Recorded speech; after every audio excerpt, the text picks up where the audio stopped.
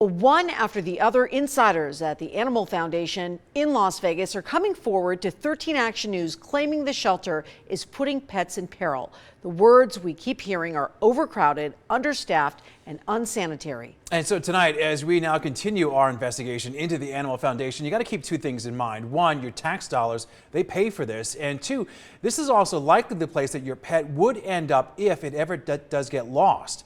With 13 Action News, Chief Investigator Darcy Spears now gives us an exclusive look inside the shelter in crisis.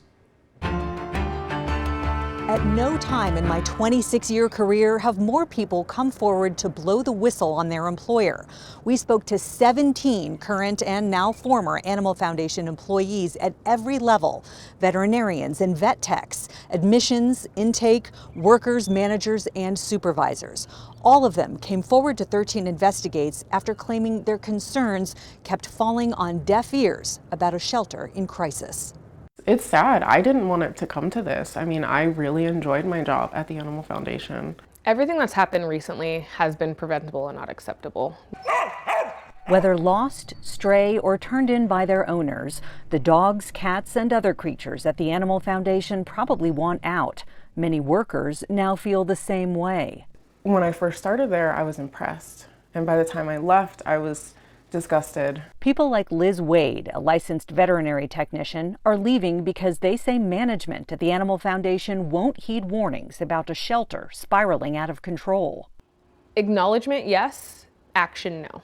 The Animal Foundation is the contracted municipal shelter for the city, county, and North Las Vegas, taking in an average of 25,000 animals a year.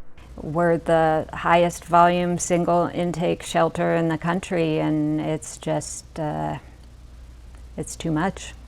Dr. Mindy Roberts has been a relief veterinarian off and on for 20 years at the Animal Foundation. Are you able to be appropriately responsive to the conditions of all the animals in there in need of care?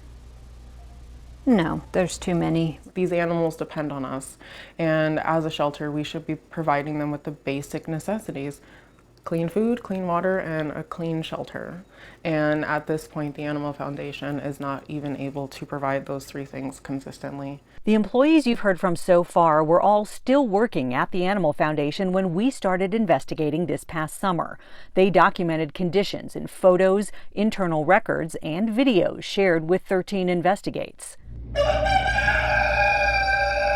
They all quit in frustration over the last 2 months, saying they couldn't stand to see the animals suffer anymore and needed to go somewhere they felt they could make a difference. You've documented your concerns to management more than once. Absolutely, yes. I have sent pictures of black mold I found in a cat's kennel, roaches, maggots in the chickens outside, fly infestations in the rabbit bungalows, just dirty kennels in general, animals that haven't had food or water in over 24 hours. An animal care manager who resigned in September wrote to leadership about a toxic work environment, lack of training, overwhelming animal death, and overworked staff.